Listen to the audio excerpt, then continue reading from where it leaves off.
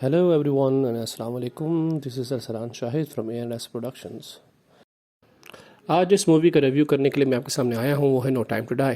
ये movie James bond franchise की 25वीं film है।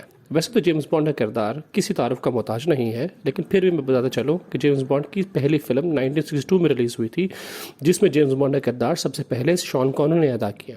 उनके बाद कई अदाकारों ने इस किरदार को निभाया है, जिनकी टोटल तादाद 7 है। इस फिल्म में जेम्स बॉन्ड का किरदार अदा करने वाले डैनियल क्रेग हैं, जिनकी ये जेम्स बॉन्ड के किरदार में 5वीं फिल्म है और आखिरी भी। कैसीनो रॉयल के बाद क्वांटम ऑफ सॉलस, स्काईफॉल और स्पेक्टर जैसी फिल्में शामिल हैं।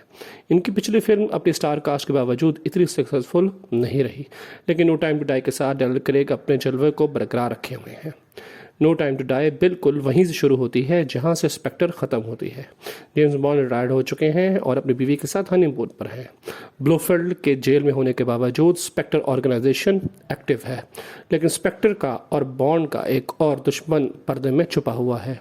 इस दफ़ा जेम्स बॉन्ड का रिस्क और भी हाई है और उसकी अपनी पर्सनल लाइफ इसमें फंसी हुई है और ख़तरा पूरी दुनिया को।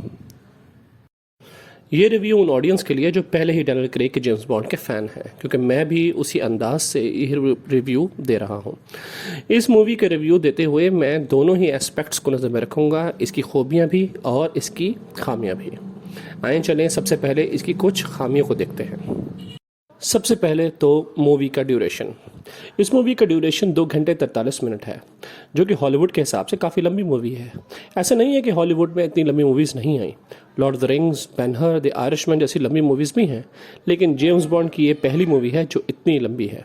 शायद डैनियल क्रेग की लास्ट मूवी के लिए डायरेक्टर को यही सूटेबल लगा होगा। मूवी किसी लिहाज से ऑडियंस को बोर नहीं होने देती। फुली एक्शन पैक्ड और ड्रामेटिक सीन से ये ऑडियंस को जकड़े रखती है। अब आते हैं कुछ स्टोरीज़ को ज़बरदस्ती क्लोज करना।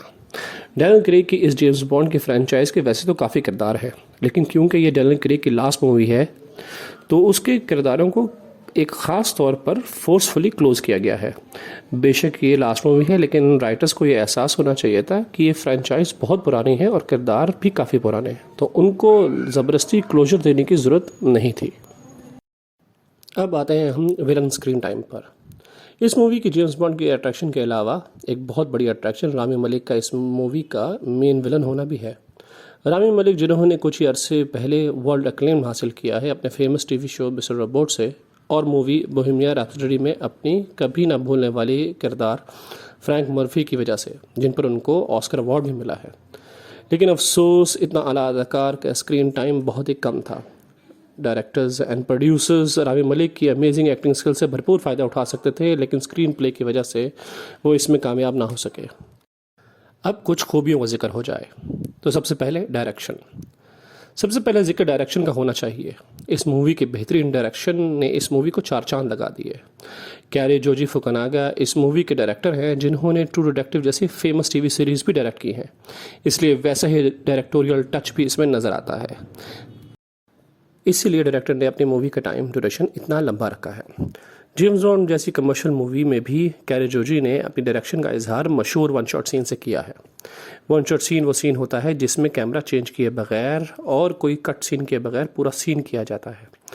इसलिए इस सीन के लिए बहुत सी रिहर्सल्स चाहिए होती हैं। ऐसे कई सुपरबली एग्जीक्यूटेड सीन्स बहुत सारी मूवीज़ में हो चुके हैं, जैसे कि एक्सट्रैक्शन और एटॉमिक ब्लॉन्ड। और इसी तरीके का एक सीन यहाँ भी देखा गया है कि एंड में किस तरह से जेम्स बॉन्ड दुश्मनों से लड़ते हुए स्टेरो वाले सीन के अंदर किस तरह से ऊपर जा रहे होते हैं। अब बात करते हैं सिनेमाटोग्राफी के बारे में। मूवी की बेहतरीन सिनेमाटोग्राफी के बगैर हम डायरेक्शन को कमाल कह ही नहीं सकते। ज़बरदस्त विजुअल्स का इस्तेमाल किया गया है। Breathtaking scenes of Italy, Scotland and Norway को खूबसूरती के साथ कैप्चर किया गया है। एरियल शॉट्स एंड सीन्स को और ज़्यादा इंटेंस और ब्रेथ टेकिंग बनाया है। मैडलिन के घर को 2 अलग मौसमों में दिखाया है, सर्दियों में भी और बाहर के सीज़न में भी। फॉरेस्ट की फॉग को बहुत उम्दा तरीके से कैप्चर किया गया है और क्यूबा के अंदर लाइटिंग को बहुत खूबसूरत अंदाज से यूज़ करके जेम्स बॉन्ड के ऊपर रोशनी डाली गई है। अब बात करते हैं कॉमेडी और ह्यूमर के ऊपर। सरप्राइजिंगली इतनी सीरियस और एक्शन पैक्ड मूवी होने के बावजूद भी राइटर्स ने बहुत ही ज़बरदस्त तरीके से कॉमेडी का एस्पेक्ट भी रखा है, लेकिन ज़रा भी फोर्स्ड कॉमेडी का एहसास नहीं होता। कैरेक्टर्स बड़े आराम से एक दूसरे के साथ नोक झोंक कॉमेडी करते हैं। ज़्यादातर ये हमें जेम्स बॉन्ड और नोमी के किरदार में मिलता है, जो कि एक ईगो बैटल की नज़र में हमें नज़र आता है। पलोमो का कैरेक्टर खुद में ही कमाल लिखा गया है और कुछ सिचुएशन कॉमेडी भी देखने को मिली है। कॉमेडी को बहुत ही खूबसूरत अंदाज से राइटर्स ने लिखा है, जो बिल्कुल भी फोर्स नहीं लगती। बहुत ही उम्दा तरीके से इसको टैकल किया गया है। अब बात करते हैं रिप्रेजेंटेशन की।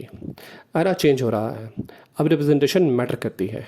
जहां जेम्स बॉन्ड की मूवीज़ में सिर्फ शो पीस होती थी लड़कियां या विलन के साथी, अब इस मूवी ने इसको चेंज कर दिया है। जेम्स बॉन्ड की इस मूवी के अंदर 007 जब जेम्स बॉन्ड रिटायर हो जाते हैं, उसका ओहदा एक अफ्रो अमेरिकन लड़की को दिया गया है, जिसने अपने काम बखूबी अंजाम दिया और जेम्स बॉन्ड की रिस्पेक्ट भी हासिल की। ये रिप्रेजेंटेशन स्क्रीन प्ले का कमाल होने की वजह से बिल्कुल भी फोर्स नहीं लगती। इस तरह की रिप्रेजेंटेशन की ज़रूरत है हमें इन मूवीज़ के अंदर। Action and style. एक्शन और स्टाइल तो जेम्स बॉन्ड की पहचान है। इसके बगैर तो जेम्स बॉन्ड ही नहीं है। उसकी classy suits, fancy cars, vodka Martini का स्टाइल, शेकन नॉट स्टर्ड। फिर उस पर उसका कमाल नाम बताने का, बॉन्ड, जेम्स बॉन्ड। यही देखने के लिए तो ऑडियंस सिनेमा के टिकट्स खरीदती है। डैनियल क्रेग अपने ख़ास ट्रेडिशनल अंदाज में नज़र आते हैं। जिस तरह उन्होंने कैसीनो रॉयल में जेम्स बॉन्ड के किरदार को अपने प्रेडेटर से अलग करके बिल्कुल अपना बना लिया, यहाँ भी वैसा ही अंदाज नज़र आता है। वही रियलिस्टिक फाइट सीन्स, और इस दफ़ा तो उन्होंने वन शॉट सीन में कमाल ही कर दिया। इस मूवी का एक्शन वाकई अपनी पिछली मूवी से बहुत इंटेंस और बहुत आला है। हम यहाँ पर जब देखते हैं कि इटली के अंदर किस तरह से कार चेसेस, मोटरसाइकिल सीन्स और फॉरेस्ट के अंदर तो किस तरह से स्ट्रेटेजिकली जेम्स बॉन्ड ने अपने दुश्मनों को हराया, वो बहुत ही उम्दा था। Acting and performance. इस मूवी में जो सबसे बेहतरीन एस्पेक्ट है वो इसकी एक्टिंग और परफॉर्मेंस। इस मूवी के लंबे ड्यूरेशन की वजह से एक्टर्स को अपने टैलेंट को ज़्यादा एक्सप्लोर करने का मौका मिला। पलोमा का कैरेक्टर तो सबसे मज़ेदार था। यहाँ पर एक्ट्रेस आना डी आर्मस अपना मार्क छोड़ गई हैं। खूबसूरत होने के साथ साथ बेहतरीन एक्शन स्टार होने का सबूत दिया और अपने फ़नी लाइंस ने हंसने पर मजबूर कर दिया। जेफरी वाइट को अपने किरदार में इतना टाइम नहीं मिला, फिर भी राल्फ फाइन्स, बेन विशॉ और नोमी हैरिस ने अपने लिमिटेड टाइम में भी बेहतरीन अदाकारी की। क्रिस्टोफर वॉल्ट्ज तो फिर हमेशा ही कमाल करते हैं। 2 टाइम्स ऑस्कर अवार्ड की वजह से उनको स्पेक्टर में लिया गया, लेकिन उनके साथ नाइंसाफ़ी हुई। लेकिन यहाँ पे अपने छोटे से टाइम फ्रेम में भी उनने बेहतरीन अदाकारी की।